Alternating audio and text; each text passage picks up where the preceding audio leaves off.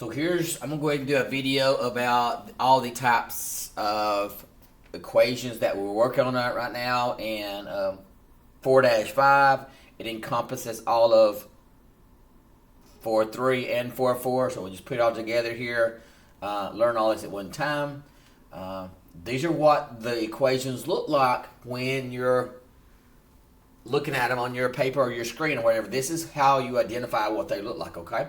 So this is the process that we need to take to ensure once we get into two-step equations, once you get into regular algebra, that you don't have to relearn something, okay? So you're going to have this kind of format, something similar to this. You may have the 3 plus a, but we know the commutative property is the same, so it doesn't matter. So our whole goal is trying to get the letter a by itself to understand what it is. Okay, so there's a process. So in this instance right here, we have a plus 3 equals 10. We know we have to get a by itself, so we have to eliminate the plus 3. So the inverse or the opposite of that is a subtraction 3. We're balanced, we're unbalanced. To balance it again, we have to do the same thing to both sides, okay? So these right here are opposites. They cancel.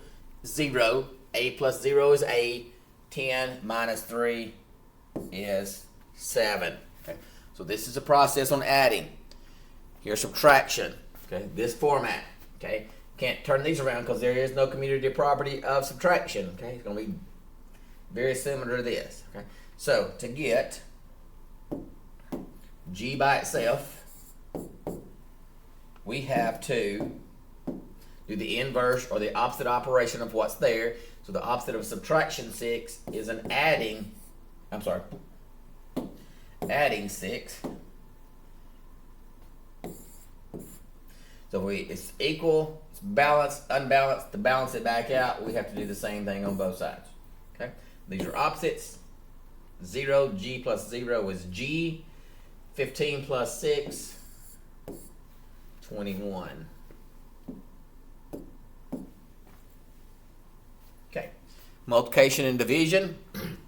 Okay, you're going to see something like this. This means 3 times g when they're bumped up beside each other.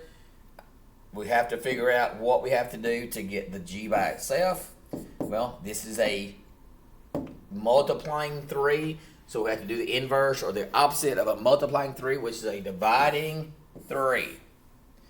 It's a balance, it's unbalanced. To balance it back out, we have to do the same thing to both sides.